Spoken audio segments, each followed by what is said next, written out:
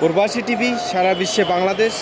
আমি এখন কথা বলবো এক প্রবাসী ভাইয়ের সাথে। সে প্রবাস থেকে অনেক সমস্যার সম্মুখীন হয়ে আবার বাংলাদেশে আসছে।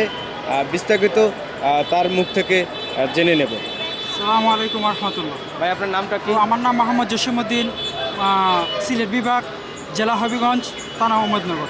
তো আমার একটি আবেদন প্রবাসী কল্যাণ টিভির মাধ্যমে আমি জানাতে চাই এম্বাসিকে, যে আলবাহা জেলে, সফর জেলে প্রত্যেক 15 দিন পর পর, প্রত্যেক মাসে 15 দিন পর পর যাওয়া উচিত। কারণ 15 দিন পর পর যদি না যায় আমাদের অবস্থা নাহাল। যেমন আমি 1 মাস প্রায় 15 দিন জেলে ছিলাম। তো এম্বাসি যদি অতি চালাক যাইতো তাহলে এতদিন আমার জেল কাটা লাগতো না। তো আমি আপনাদের মাধ্যমে আবেদন করতে চাই এম্বাসির কাছে, এম্বাসি যেন 15 দিন পর পর যাওয়ার চেষ্টা করে আলবাহা সফর জেল। এটাই আমার আবেদন। আর ইন্ডিয়ান এম্বাসি বা পাকিস্তান এম্বাসি বা অন্যান্য এম্বাসি বলেন, তারা 15 দিন পর পর গিয়া লোকদের ছুটাই আনে। আমরা পাসপোর্টের জনিত সমস্যার কারণে এখান থেকে আসতে পারি না।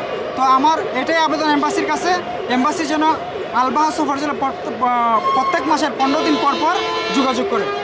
আপনি কতদিন ছিলেন প্রবাসে? প্রবাসে ছিলাম 2 বছর 4 মাস, আর জেলে ছিলাম এক মাস 15 দিনের মতো, এম্বাসির জন্য শুধু।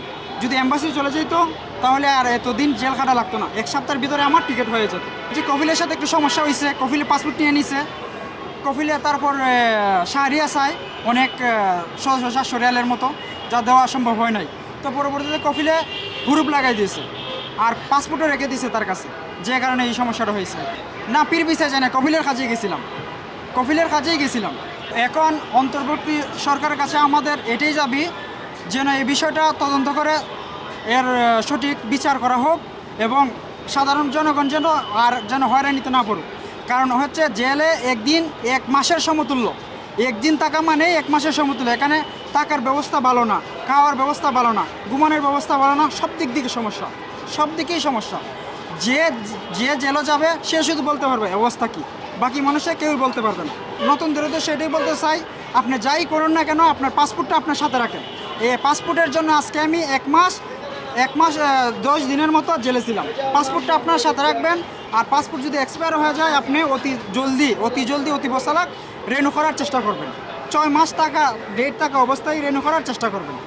আর পাসপোর্টটা এটা আপনার আমানত, আপনি সবসময় আপনার সাথে রাখবেন। এটাই আপনাদের কাছে আমার মেসেজ।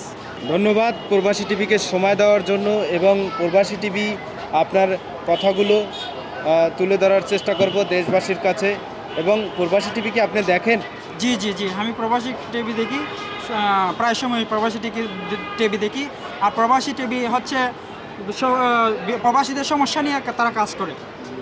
আমার ভালো লাগে, আমি দেখি, সবসময় দেখি। এই জন্যই প্রবাসী টিভির কাছে আমার আশা এবং এই আবদারটুকু রাখা। অসংখ্য ধন্যবাদ। এই মুহূর্তে যুক্ত আছি শাহজালাল আন্তর্জাতিক বিমানবন্দর, মোহাম্মদ শাহিন মাঝি, প্রবাসী টিভি সারা বিশ্বে বাংলাদেশ।